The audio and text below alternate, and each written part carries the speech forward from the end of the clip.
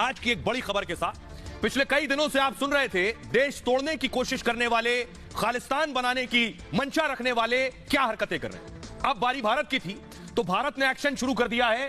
खालिस्तानियों पर surgical strike की तैयारी हो गई है। बाकायदा बड़ी बैठक में फैसला लिया है सरकार ने कि हम हरगिज बर्दाश्त नहीं करेंगे। भारत को तोड़ने और खंड खंड करने की जो भी कोशिश करेगा, जो भी साजिश करेगा, उस पर कड़ा प्रहार होगा। उसकी तैयारी हुई। अगली तस्वीर दिखाई।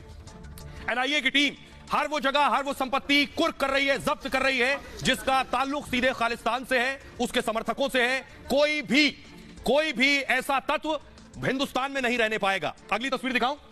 अब है तैयारी ये कि ये जो खालिस्तानियों का सरगना बना बैठा है अमेरिका और कनाडा में, पन्नू पर बड़ी स्ट्राइक होने जा रही है। इसका खात्मा ही खालिस्तान का खात्मा होगा। अगली तस्वीर दिखाइए। बाकायदा एनआईए ने जो लिस्ट जारी की है आतंकियों की, उसमें पन्नू की तस्वीर है। ये वो तस्वीरें हैं जो नेशनल इन्वेस्टिगेशन एजेंसी ने जारी की है। Hit list. परमजीत सिंह, सरबजीत सिंह बेनूर, ये सारे नाम इस लिस्ट में शामिल हैं। अब सवाल यह है कि ऐसे लोगों पर शायद ये कार्रवाई बहुत पहले होनी चाहिए थी, लेकिन अब ऐसे लोगों पर बड़ी स्ट्राइक की तैयारी है। रिपोर्ट देखिए।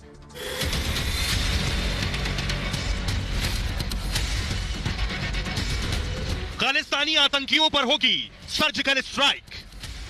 मतलब जो भारत को तोड़ने की सोचेगा उसका काम तमाम हो जाएगा। कनाडा में पहले खालिस्तानी आतंकवादी निज्जर मारा गया, फिर सुक्खा का खेल खत्म हुआ और अब आतंकी पन्नू की बारी है। मतलब देश विरोधी कोई दुश्मन बचेगा नहीं। प्रॉपर्टी के जाल से लेकर हवाला कारोबार तक भारत की एजेंसियां खालिस्तान के पूरे नेटवर्क को ध्वस्त कर रही हैं। मतलब खालिस्तान की जड़ों पर हमला शुरू हो गया है। यह भी साफ हो गया है कि जब मोदी सर्जिकल वार करेंगे तो कनाडा की सरकार भी इन आतंकियों को बचा नहीं पाएगी। अब देखिए जरा, भारत का सीधा कहना है पहले तो छेड़ेंगे नहीं, और छेड़ोगे तो फिर छोड़ेंगे नहीं। ये आप देख रहे हैं पन्नू के घर की चंडीगढ़ में स्ट्राइक हुई। बाकायदा पन्नू की जो प्रॉपर्टी है उस प्रॉपर्टी पर बोर्ड लगा दिया गया कि अब ये तुम्हारा नहीं रहा, ये जब्त हो चुका है क्योंकि तुम भारत के खिलाफ साजिश रच रहे हो। अगली तस्वीर दिखाई। अमृतसर में जो प्रॉपर्टी है पन्नू की, करोड़ों रुपए की, लगभग 40-50 करोड़ की प्रॉपर्टी इसने बनाई। करोड़ों रुपए की प्रॉपर्टी पर बोर्ड लगा दिया गया, यह भी जब्त हो गया है। सारी दुकान बंद। सीधा सिग्नल एजेंसीज को मिल गया है खालिस्तानियों पर ऐसी स्ट्राइक करनी है कि फिर वो घुटनों के बल आ जाएं, क्योंकि भारत के खिलाफ कोई भी साजिश बर्दाश्त नहीं की जाएगी। ये देख रहे हैं एनआईए की बड़ी स्ट्राइक। और इधर देखिए ये पन्नू है, कुछ यही हाल है पन्नू का। बस्ता लेकर भाग रहा है, दुकान बंद हो गई भारत में, अब यहां नहीं चलने वाली। आतंकी पन्नू के खिलाफ पूरा एक्शन प्लान तैयार हो गया है। एक्शन की शुरुआत संपत्ति जब्त करने से हुई। अमृतसर और चंडीगढ़ में थोड़ी बहुत नहीं, 46 करोड़ की संपत्ति थी इसकी। 46 करोड़, ये वो संपत्ति जिसका पता चल गया। ऐसी न जाने शायद कितनी संपत्ति है जो इनके समर्थकों के नाम, इनके करीबियों के नाम पर रजिस्टर होगी, वो भी पता चलेगा और सब जब्त होंगी। खानकोट गांव में पन्नू की 22 एकड़ जमीन जब्त हो चुकी है। अमृतसर के खानकोट गांव का ही रहने वाला है ये पन्नू। 6 करोड़ की एक और जमीन जब्त हो गई है इसकी। पन्नू की जमीन पर सरकारी बोर्ड लगा दिया गया है, जो तस्वीर मैंने आपको दिखाई। बोर्ड पर साफ साफ लिखा गया है जमीन जब्त हो चुकी है। चंडीगढ़ के पौष इलाके में पन्नू की कोठी जब्त कर ली गई है। कोठी की कीमत 15 से 20 करोड़ बताई जा रही है। और चंडीगढ़ के सेक्टर 15 में पन्नू की 2 मंजिला कोठी थी। ये आतंकी पन्नू पर यह कार्रवाई नेशनल इन्वेस्टिगेशन एजेंसी ने की है, देश की सबसे बड़ी एजेंसी जो आतंकियों पर कार्रवाई करती है। खालिस्तानी पन्नू की बाकी संपत्ति भी खंगाली जा रही है कि देश में कहां-कहां इन्वेस्ट कर रखा है। एनआईए के एक्शन से आतंकी पन्नू अब बौखला गया है और कहा है, पन्नू क्या कह रहा है? कह रहा है संपत्ति जब्त करके आप मुझे चुप नहीं करा सकते। पन्नू का पूरा नाम आपको बताऊं, गुरपतवंत सिंह पन्नू है और 2020 में गुरपतवंत सिंह पन्नू आतंकी घोषित हो चुका है। 3 साल पहले भारत ने इसे टेररिस्ट घोषित किया है। अमृतसर कपूरथला में राजद्रोह का केस इसके ऊपर दर्ज है। सिख फॉर जस्टिस नाम से संगठन चला रहा है, फंड इकट्ठा करता है इसी नाम से। आईएसआई की मदद से खालिस्तानी साजिश रच रहा है।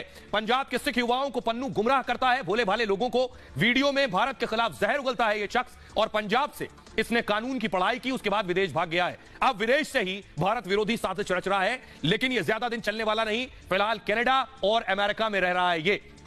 आइए सुनते हैं, सुनिए जरा डिफेंस एक्सपर्ट पीके सहगल साहब क्या कह रहे हैं। ये पन्नू और पन्नू जैसे खालिस्तान समर्थकों पर किस तरह से कार्रवाई करने की जरूरत है, सुनिए। पन्नू जैसे देश विरोधी हैं, हिंदुस्तान के पास क्लियर ऑप्शंस हैं कि बहुत बड़े पैमाने पर उसको एक्सपोज करे। उसके अगेंस्ट हर प्रकार का एविडेंस हिंदुस्तान ने दिया कनाडियन सरकार को, और कनाडियन सरकार से पूछे कि जब आपके पास सब एविडेंस दिया है, उसके अगेंस्ट रेड कॉर्नर नोटिस है, हिंदुस्तान ने उसको टेररिस्ट घोषित किया है, उनकी सरकार ऐसे देशद्रोही को किस लिए पनाह दे रहे हैं और वो क्यों उसको बचा रहे हैं बजाय उसके खिलाफ कार्रवाई करने के लिए। अब आपको बताऊं कि दुनिया में कैसे, पूरी दुनिया में ये खालिस्तानी फैले। अलग अलग देशों में कौन कौन से देश है, देखिए जरा किन किन देशों तक इनके तार पहुंच गए।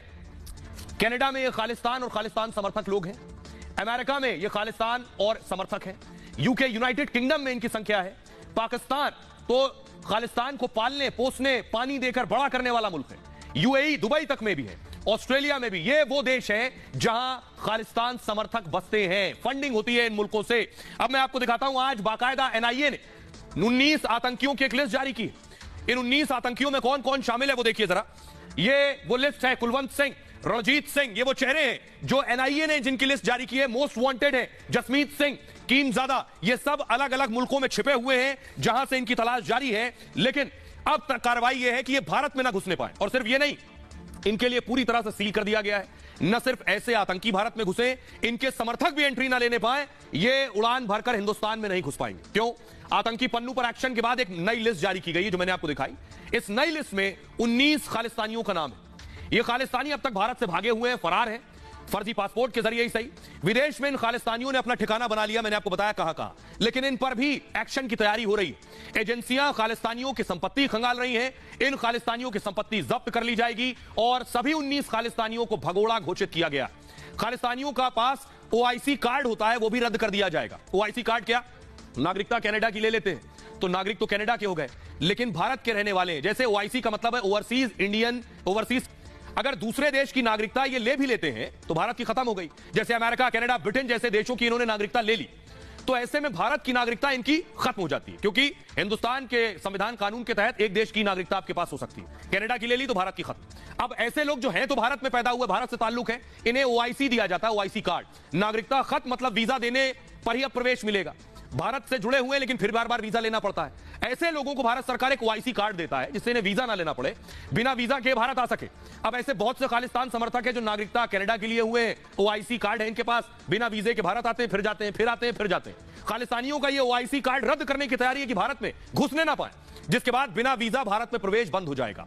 यह होगा इनके ऊपर एक्शन। सुनिए जरा, डिफेंस एक्सपर्ट प्रफुल्ल बख्शी साहब बता रहे हैं कि जो प्रॉपर्टी पर कार्रवाई हो रही है इससे इनकी कमर टूट जाएगी।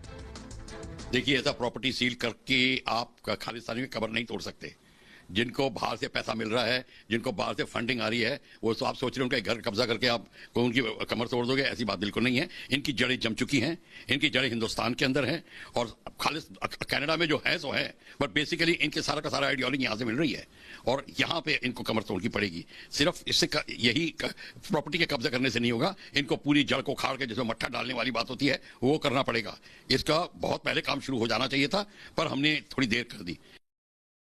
अब आपको बताता हूं, ये सब विदेश में कमा रहे हैं। कनाडा, अमेरिका, ऑस्ट्रेलिया, इन देशों में कमाते हैं, डॉलर्स में कमा रहे हैं और डॉलर्स में कमाकर भारत में लगाते हैं। एक प्रॉपर्टी खरीदते हैं, बेचते हैं, उससे कमीशन मिलता है।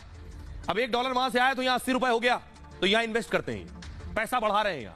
यहां लोगों को उसके बाद आतंकी बनाने में वही पैसे का इस्तेमाल करते हैं। ये पैसा कैसे बढ़ रहा है इनके पास? खालिस्तानी आतंकी प्रॉपर्टी की आड़ में बड़ा रैकेट चला रहे हैं। खालिस्तानी आतंकी अवैध शराब के धंधे से पैसा बनाते हैं, इसके अलावा जबरन वसूली करते हैं, उगाही करते हैं, इसके जरिए पैसा कमाते हैं। उगाही से करोड़ों रुपए खेती की जमीन खरीद लेते हैं भारत में। किसके जरिए? अपने समर्थकों के जरिए, रिश्तेदारों के नाम पर ऐसे पैसा इन्वेस्ट करते हैं। कुछ पैसों का इस्तेमाल प्रॉपर्टी यानी जमीन, घर खरीदने के लिए करते हैं। यह जमीन आतंकी अपने परिवार और रिश्तेदारों के नाम पर खरीद लेते हैं ताकि सीधे किसी को भी शक ना हो और कमाई भी इनकी होती रहे। एक प्रॉपर्टी खरीदते हैं, फिर उसे बेचते हैं, उससे पैसा जो मिलता है मुनाफा, उससे इन्वेस्ट करते हैं कहीं और। यही काम निज्जर ने किया, पन्नू भी ऐसे ही काम कर रहा था। 40-45 करोड़ की संपत्ति जब्त की एनआईए ने। इस कमाई का बड़ा हिस्सा ये आतंकी गतिविधियों में इस्तेमाल करते हैं। पोस्टर, नारेबाजी, प्रदर्शन के लिए युवाओं को तैयार करते हैं, भारत के खिलाफ उन्हें पैसा देते हैं और उन्हें कहा जाता है भारत विरोधी एजेंडे को और फैलाएं। लेकिन एनआईए ने आतंकियों के लिए केस जाल पर स्ट्राइक की है। ऐसे आतंकियों की जमीन और घर जब्त किए जा रहे हैं, मतलब आतंकियों के फलने फूलने की जड़ को पूरी तरह खत्म किया जा रहा है। अब आप सोचिए, ये जो पैसा भारत में, जो पैसा लगाते हैं भारत में, ये कनाडा तक कैसे जाता है या कैसे आता है? इन्होंने एक थाईलैंड का रूट बनाया हुआ है हवाला के जरिए, वो मैं दिखा रहा हूं। देखिए जरा, इनका रूट मैं आपको दिखा रहा हूं, किस रूट के जरिए ये देख रहे हैं। भारत से थाईलैंड और थाईलैंड से कनाडा, ये है रूट, जिस रूट के जरिए पैसा इधर से उधर जा रहा है। वाया थाईलैंड कनाडा जा रहा है इनका पैसा। लेकिन कहां लगाते हैं ये थाईलैंड में पैसा? थाईलैंड में पैसा लगाने के पीछे, जिप काटिए प्लीज, थाईलैंड में पैसा लगाने के लिए दरअसल अगर आप देखिए तो इनका रैकेट, कैम टू लीजिए प्लीज। ये जो आप देख रहे हैं, वजह क्या है, कैसे ये अलग अलग जगह पैसा लगा रहे हैं, देख रहे हैं आप? ये कसिनो जो मैं आपको दिखा रहा हूं, हो क्या रहा है, थाईलैंड में कसिनो भी है, पैसा यहां भी लगता है। जांच एजेंसियों ने खालिस्तानी आतंकियों के खजाने पर चोट की है। उन्होंने आतंकियों की फंडिंग का रूट का बड़ा खुलासा किया है और उस पूरे रूट और माध्यम को बंद करने की तैयारी है क्या? एजेंसियों के मुताबिक थाईलैंड हवाला रूट का बड़ा ठिकाना है। 2019 से 2021 के बीच 13 बार हवाला के जरिए करोड़ों रुपए भेजे गए। ये करोड़ों रुपए थाईलैंड के रास्ते कनाडा भेजे गए।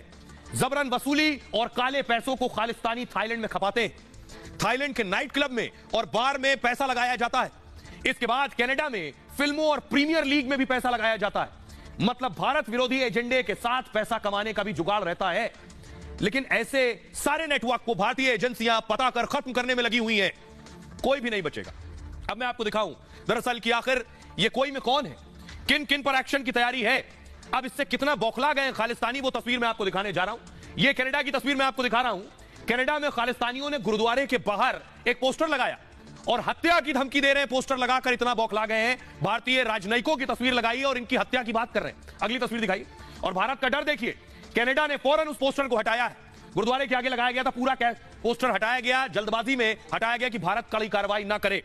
तो सवाल यह है कि भारत की सख्ती काम आ रही है, लेकिन कनाडा में भी इन पर लगाम लगाने की जरूरत है। निज्जर के मुद्दे पर कनाडा बुरी तरह फंस चुका है।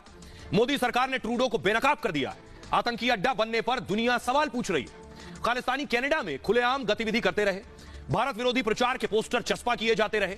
गुरुद्वारों के बाहर डिप्लोमैट्स के वांटेड के पोस्टर लगाए गए। ये जो आप देख रहे हैं इस वक्त, किल इंडिया नाम से खुलेआम पोस्टर चस्पा किए गए। लेकिन अब ऐसे पोस्टर उतारना शुरू हो चुका है।